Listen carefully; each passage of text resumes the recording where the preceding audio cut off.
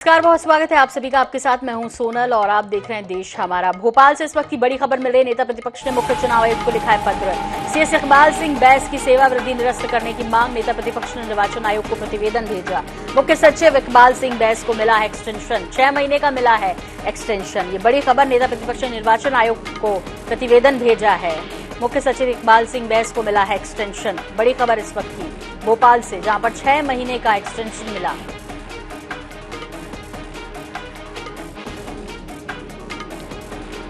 तो सीएस इकबाल सिंह बैस की सेवा वृद्धि निरस्त करने की मांग की है। नेता प्रतिपक्ष ने निर्वाचन आयोग को प्रतिवेदन भेजा है और मुख्य सचिव इकबाल सिंह बैस को मिला है एक्सटेंशन। उसके बाद चूंकि ये 6 महीने का एक्सटेंशन है और अपडेट अब ये कि नेता प्रतिपक्ष ने मुख्य चुनाव आयुक्त को पत्र लिखा और सेवा वृद्धि निरस्त करने की मांग की है। अगली खबर भिंड से है। मंत्री महेंद्र सिंह सिसोदिया ने एसपी को लगाई फटकार। भिंड एसपी को फोन पर लगाई फटकार। सिसोदिया ने भिंड आईजी से की एसपी की शिकायत के बाद मंत्री से एसपी ने फोन पर मांगी माफी। प्रोटोकॉल के मामले में लगाई फटकार। प्रोटोकॉल में एएसपी को भेजने पर लगाई फटकार। तो बड़ी खबर मिल रही है भिंड से। शिकायत के बाद प्रोटोकॉल पर लगाई फटकार और एसपी को फटकार पड़ी है। भिंड एसपी को फोन पर जमकर डाटा मंत्री को। नहीं, this is not proper excuse. You should have send your additional SP also. At least you should have called me. आपको मुझे फोन पे बताना चाहिए था। इसको आप ध्यान में रखिएगा, otherwise I am not that type of मंत्री। I am not going to tolerate all this। मैंने आईजी ग्वालियर चंबल को उनको भी ये निर्देश दिया है कि आज कैबिनेट मंत्री के दौरे में जिले का एसपी प्रोटोकॉल में मौजूद क्यों नहीं है, इसकी भी जांच आईजी चंबल मुरैना करेगी। इधर एक बड़ी खबर मिल रही है कोरबा से, जहां पर पूर्व मंत्री ननकीराम कंवर ने किया खंडन। कांग्रेस में शामिल होने संबंधी खबरों का किया है खंडन। कंवर ने साफ लहजे में कहा, ननकीराम पार्टी नहीं बदलेगा। तो ननकीराम कंवर से संबंधित ये जानकारी थी, अफवाह थी कि वो पार्टी बदल सकते हैं साय के जाने के बाद। और ऐसे में उन्होंने कहा कि ननकीराम पार्टी नहीं बदलेगा। कोरबा में उन्होंने कहा, पूर्व मंत्री ननकीराम कंवर ने किया इस पूरी खबर का खंडन। कांग्रेस में शामिल होने संबंधी खबरों का उन्होंने खंडन किया। जिस तरह से अभी दौर चल रहा है, चाहे बीजेपी की बात कर लीजिए, कांग्रेस में भी ऐसा नहीं है कि कुछ रूठे नहीं है, लेकिन नजर विशेष तौर पर दोनों ही दलों के उपेक्षित लोगों पर है। और ऐसे में जैसे ही साय पार्टी छोड़कर गए, उसके बाद ये बलवती होने लगी खबरें कि क्या और बाकी लोग भी हैं जो हाशिए पर हैं, वो जाएंगे। लेकिन ननकीराम कंवर ने क्या कहा, ये आपको सुनवाते हैं। चर्चा करने वाला क्या है, जो सोचने वाला को तो नहीं बोल सकता, लेकिन क्या बोलते हैं ननकी के बारे में समझता नहीं हो और बहुत बेवकूफ। वो कांग्रेस छोड़ देना मुख्यमंत्री, समझ रहे हैं। और कौन बेवकूफ कहता है कि ननकीराम पार्टी बदलेगा। ये इधर 2000 के नोट बदलने की प्रक्रिया मंगलवार से देश के सभी बैंकों में शुरू हो जाएगी। रिजर्व बैंक ऑफ इंडिया ने आज बैंकों के लिए एक गाइडलाइन जारी की है। इसमें बैंकों से कहा गया है कि गर्मी को देखते हुए वो लोगों के लिए छायादार जगहों और पानी का इंतजाम करें। साथ ही कितने नोट बदले गए और कितने जमा किए गए, इसका रोजाना हिसाब रखें। आरबीआई ने 19 मई को 2000 रुपए के नोट बंद करने का ऐलान किया और 30 सितंबर तक ऐसे नोट बैंकों में बदलने, अकाउंट में जमा करने को कहा है। बैंक ने कहा था कि 2000 का नोट अभी भी लीगल रहेगा। आरबीआई गवर्नर शक्तिकांत दास ने कहा कि हमने 4 महीने का समय दिया, आप आराम से नोट बदलिए, तुरंत बैंक जाने से बचिए ताकि भीड़ न हो। हमने समय सीमा इसलिए दी है ताकि लोग इसे गंभीरता से लें। 30 सितंबर तक नोट जमा नहीं होने या नहीं बदले जाने पर डेडलाइन खत्म होने के बाद फैसला होगा।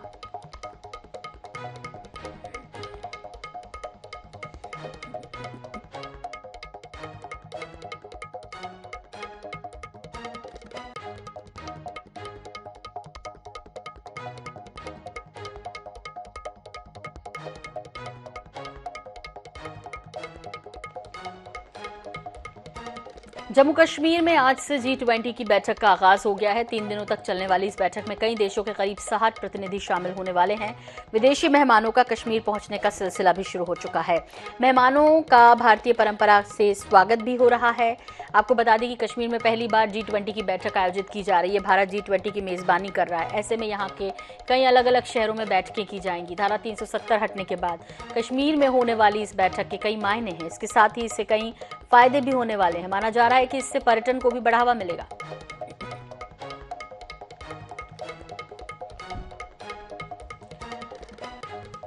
तो कश्मीर में G20 की बैठक का आगाज और मेहमानों के पहुंचने का सिलसिला लगातार जारी। 60 प्रतिनिधि इसमें शामिल हो रहे हैं और जन्नत में G20 हो रहा है। विदेशी मेहमानों के पहुंचने का सिलसिला शुरू हो चुका है और जिसे धरती की जन्नत कहा जाता है, धरती का स्वर्ग कहा जाता है, इसे लेकर पूरी तैयारियां और स्वागत भारतीय परंपरा के अनुसार कश्मीर में।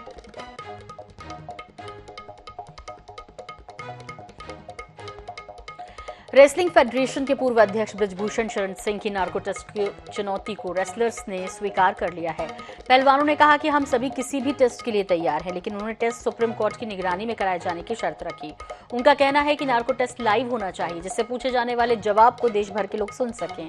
इससे पहले ब्रिजभूषण शरण ने कहा था कि मैं अपना नार्को टेस्ट, पॉलीग्राफ टेस्ट और लाई डिटेक्टर टेस्ट कराने के लिए तैयार हूं, लेकिन मेरे साथ विनेश फोगाट और बजरंग पूनिया का भी टेस्ट होना चाहिए। जिसका जवाब देते हुए पहलवान बजरंग पूनिया ने टेस्ट के सहमति जताते हुए अपनी शर्त रख दी। पहलवानों का जंतर मंतर पर पिछले 30 दिनों से धरना जारी है। मंगलवार को उन्होंने इंडिया गेट पर कैंडल मार्च निकालने का भी ऐलान किया है।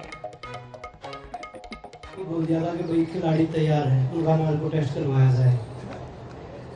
और मैं मीडिया के माध्यम से यही बोलना चाहूंगा कि उनका नार्को, अगर वो रेडी है तो उनका नार्को टेस्ट करवाया जाए, माननीय सुप्रीम कोर्ट की निगरानी में हो और पूरा देश लाइव देखे उस चीज को कि उनसे क्या सवाल पूछे जा रहे हैं और क्या जो कंप्लेंट खिलाड़ियों ने दी है उनसे क्या सवाल पूछे जा रहे हैं। उन्होंने सिर्फ 2 ही नाम लिए कि विनेश का और बजरंग का नार्को टेस्ट होना चाहिए।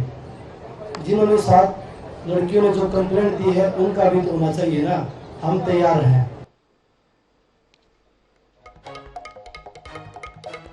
तो अब दंगल में टेस्ट को लेकर चुनौती जहां स्वीकार कर ली, वहीं दूसरी तरफ कहा कि जो रेसलर्स हैं उन्हें भी ऐसा टेस्ट देना चाहिए। रेसलर्स कह रहे हैं कि इस नार्को टेस्ट का लाइव टेलीकास्ट होना चाहिए। इधर दिल्ली में बिहार के मुख्यमंत्री नीतीश कुमार ने कांग्रेस के राष्ट्रीय अध्यक्ष मल्लिकार्जुन खड़गे के घर जाकर उनसे मुलाकात की। मुलाकात के दौरान उन्होंने दिल्ली के अध्यादेश मामले में आम आदमी पार्टी का समर्थन करने की मुख्यमंत्री अरविंद केजरीवाल की अपील पर चर्चा की। सूत्रों के मुताबिक कांग्रेस ने इस मुद्दे पर आम आदमी पार्टी को समर्थन देने का फैसला नहीं किया है। कांग्रेस संसद सत्र के दौरान इस मुद्दे पर अंतिम फैसला लेगी।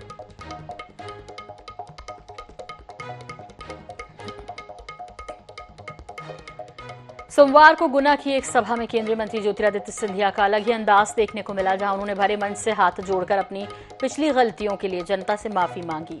सिंधिया की माफी पर कांग्रेस ने तंज कसते हुए कहा कि आप तो महाराज हैं, आपसे गलती हो ही नहीं सकती। ये करने का आदत हमें बंद करना चाहिए और उल्टा जैन समाज का क्षमावन, जाने या अनजाने में मुझसे कोई गलती हुई हो तो मुझे माफ कर देना। सुना आपने, बीजेपी के महाराज माफी मांग रहे हैं, लेकिन आखिर क्यों, वो भी भरे मंच से। तो आपको बता दें कि ये वीडियो है शिवपुरी का। विधानसभा चुनाव के बाद लोकसभा चुनाव भी है, शायद इसी के चलते नेता अपने क्षेत्रों में सक्रिय हो गए हैं। शिवपुरी में सिंधिया का ये अंदाज वाकई चौंकाने वाला था। यहाँ सिंधिया ने कई समाज के संगठनों के साथ अलग अलग बैठक संवाद किया। इसी दौरान सोमवार को उन्होंने वैश्य समाज के संवाद कार्यक्रम में भाषण के दौरान मंच से हाथ जोड़कर माफी मांगी। ये करने का आदत हमें बंद करना चाहिए और उल्टा जैन समाज का क्षमावन, जाने या अनजाने में मुझसे कोई गलती हुई हो तो मुझे माफ कर देना। जाने अनजाने की गलतियों पर सिंधिया के माफी मांगने पर कांग्रेस चुटकी ले रही है। कांग्रेस का कहना है कि आप तो महाराज हैं, आपसे कोई गलती हो ही नहीं सकती। इसका अर्थ क्या है, राजनीतिक समीक्षक निकालेंगे। आप तो महाराजा हैं, आपने कोई पाप या अपराध किया ही नहीं है, तो माफी ज्ञान आपको क्यों प्राप्त हुआ, क्वेश्चन मार्क लगा रहा हूं। इस पूरे मामले को राजनीतिक पंडित उनका चुनावी प्लान बता रहे हैं। सियासी हलकों में इसे गुना शिवपुरी से सिंधिया के लोकसभा चुनाव लड़ने से भी जोड़कर देखा जा रहा है। सिंधिया की माफी पर लोगों पर कितना असर होगा ये तो पता नहीं, लेकिन कांग्रेस को इसी बहाने उन पर निशाना साधने का मौका जरूर मिल गया है। शिवपुरी से राम यादव की रिपोर्ट। इधर इंदौर में फिल्म द कीरल स्टोरी देखकर एक छात्र ने लव जिहाद के खिलाफ आवाज उठाई और उसे धर्मांतरण का दबाव बना रहे मोहम्मद फैजान को गिरफ्तार भी करा दिया। आरोपी पिछले 4 साल से लड़की का शोषण कर रहा था। छात्रा 3 दिन पहले ही फिल्म देखकर आई। बताया जा रहा है कि नंदानगर इलाके में रहने वाली 22 साल की युवती की फैजान से दोस्ती कोचिंग क्लास के दौरान हुई थी। फोन पर शुरू हुई बातचीत धीरे धीरे इश्क में बदली। बाद में फैजान ने उसे खजराना बुला लिया और शादी का वादा कर उसका शारीरिक शोषण करता रहा। इस दौरान वो छात्रा पर इस्लाम कबूल करने का दबाव भी बनाता रहता था। 17 मई को भी उसने धर्म बदलने की बात को लेकर छात्रा के साथ मारपीट की। युवती बदनामी के डर से चुप थी, लेकिन फिल्म देखने के बाद उसने विरोध करने का फैसला लिया और पुलिस के पास पहुंचकर पूरी घटना बताई। इसके बाद पुलिस ने आरोपी फैजान को गिरफ्तार कर लिया।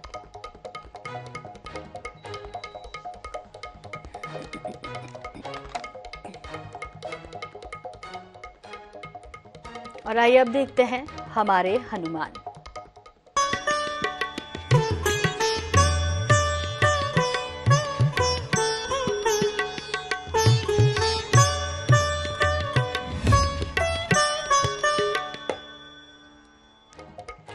मध्य प्रदेश में आस्था का एक ऐसा अनूठा धाम जहां पहुंचकर गुहार लगाने वाला कभी खाली हाथ वापस नहीं जाता। चलिए आपको लेकर चलते हैं जबलपुर और कराते हैं महाबली बजरंग बली के धाम के दर्शन। कहते हैं इस रामलला मंदिर में पवन पुत्र के सामने अर्जी लगाने वाले हर शख्स की मनोकामना जरूर पूरी होती है। संस्कारधानी जबलपुर के खारी घाट से लगाए है दक्षिणमुखी हनुमान मंदिर। ये मंदिर पूरे देश में हनुमानगढ़ी के नाम से जाना जाता है। इस मंदिर से हजारों लोगों की आस्था जुड़ी है। कहा जाता है कि हनुमान जी आज भी इस धरती पर मौजूद हैं और नर्मदा में स्नान करने के बाद मंदिर आते हैं। रामचरितमानस के लंका कांड में एक वाक्य है कि जब सीता माता की खोज करने हनुमान लंका गए थे, तब उन्होंने रावण द्वारा बंधक बनाए गए शनिदेव को भी मुक्त कराया था। इसके बाद शनिदेव ने उन्हें वचन दिया था कि जो कोई हनुमान की पूजा करेगा तो वे उसे उसके प्रकोप और अपने श्राप से दोष मुक्त कर देंगे। रामचरितमानस में जिक्र किए वाक्य का जीवंत प्रमाण नर्मदा तट पर स्थित हनुमानगढ़ी में विराजमान हनुमान की इस प्रतिमा में आज भी नजर आता है। ये अति प्राचीन प्रतिमा है और दक्षिणमुखी हनुमान मंदिर के नाम से जानी जाती है।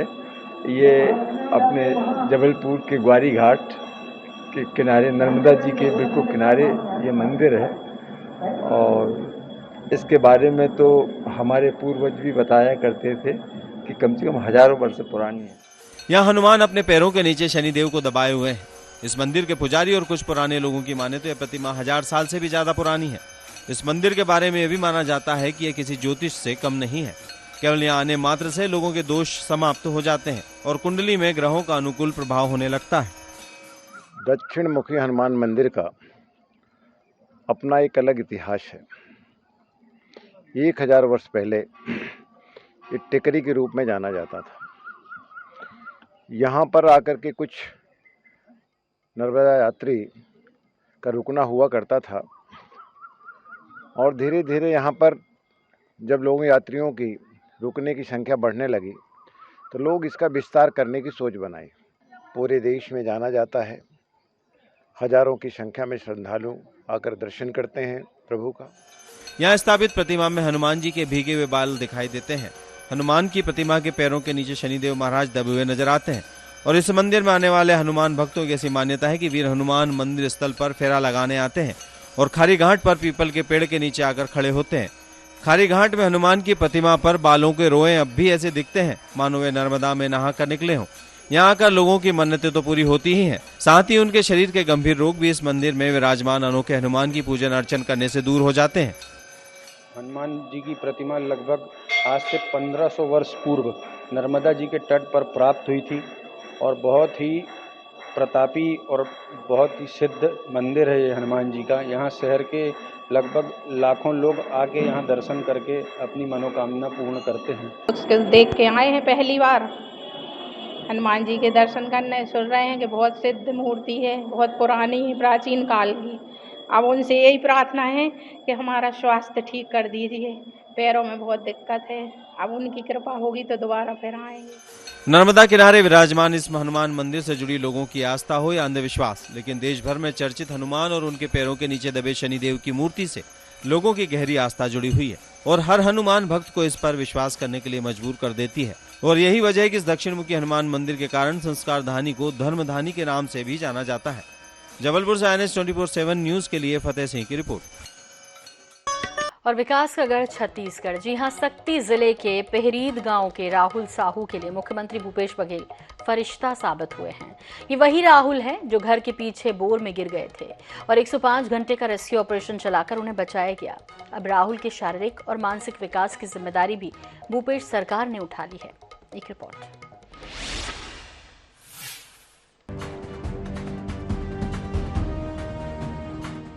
दरअसल 10 जून 2022 को दोपहर में पिरहित गांव का राहुल साहू अपने घर के पीछे के बोर में गिर गया था। पूरे देश में बड़ी हलचल मची थी और सभी लोगों की निगाहें रेस्क्यू टीम पर टिकी रही और सीएम भूपेश बघेल लगातार रेस्क्यू टीम की मॉनिटरिंग करते रहे। 105 घंटे का राहुल रेस्क्यू ऑपरेशन सफल रहा। हर किसी के चेहरे पर रौनक लौट आई क्योंकि राहुल को सुरक्षित बाहर निकाला गया। राहुल रेस्क्यू जो मिशन था, जैसे कि आप लोगों को पता होगा कि लगभग 60 फीट नीचे पिरहित गांव में एक बच्चा जिसका नाम है राहुल, वो गिर गया था और क्योंकि बोर खुला था और इसके कारण बच्चा अंदर 60 फीट गिर चुका था। लगभग ये जिला प्रशासन माननीय मुख्यमंत्री जी के गाइडेंस में हमने 105 घंटे का रेस्क्यू ऑपरेशन चलाया था।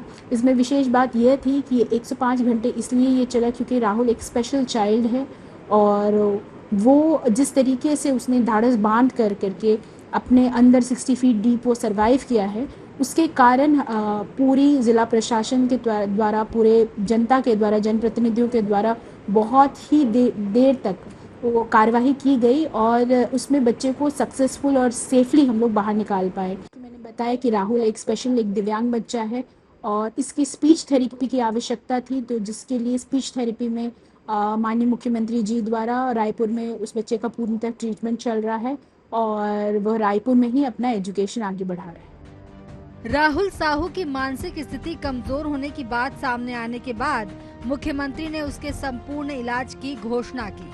सीएम के निर्देश से राहुल का पिछले 9-10 महीने से इलाज जारी है, जिसके बाद राहुल को स्वास्थ्य संबंधी लाभ हुआ है। अब मैं यही बोलना चाह रहा हूँ, धन्यवाद देना चाह रहा हूँ ऐसे सीएम साहब को जो तत्काल मतलब हम जैसे गरीब के मतलब बेटे अगर ऐसे गड्ढा में गिर गया हुआ उसको सफलतापूर्वक रेस्क्यू करके निकाल दिया। मैं बहुत धन्यवाद देना चाह रहा हूँ सीएम साहब को और पूरा जिला प्रशासन को। और बेटा के अच्छा से इलाज भी हुआ थे और पढ़ाई भी हुआ थे और देखभाल भी हुआ थे, एकदम बहुत अच्छा है। और ऐसे मुख्यमंत्री हमारे हमेशा और अनुदान राशि भी दे है हमारे मुख्यमंत्री हा बहुत अच्छा। मैं दिल से धन्यवाद देना चाहता हमारे मुख्यमंत्री ला और ऐसे मुख्यमंत्री हर राज्य में होना चाहिए और हर हमेशा रहना चाहिए। मुख्यमंत्री भूपेश बघेल ने जिस तरह एक गरीब परिवार के बेटे का इलाज कराने का बीड़ा उठाया, उसके बाद भूपेश सरकार की संवेदनशीलता की सभी प्रशंसा कर रहे हैं। INH news bureau.